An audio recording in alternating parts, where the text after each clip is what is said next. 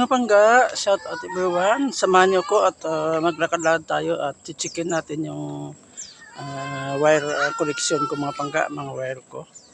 Sabi nila kasi bumagsak sa daanan. So let's naglalakad tayo ngayon sa tabi ng recraft. Titingnan ko at baybayin ko ang aking wire. Doon pa kasi medyo malayo mga pangga. Dito tayo dadaan sa recraft ngayon. Tayo ng wire ko mga pangga.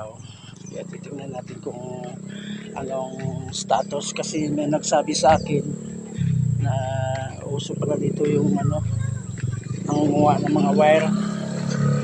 Uso ang nakawan ng wire. Kaya titingnan natin kung ano ang nangyari sa wire ito, mga wire namin mga pangga. At saka usually ang wire na nakakonect sa akin ay naka-install sa bahay ay duplex kung tawagin. Ito mga pangga, may mga bahay dito sa tabing ilog. May bayan natin mga pangga doon sa pinaka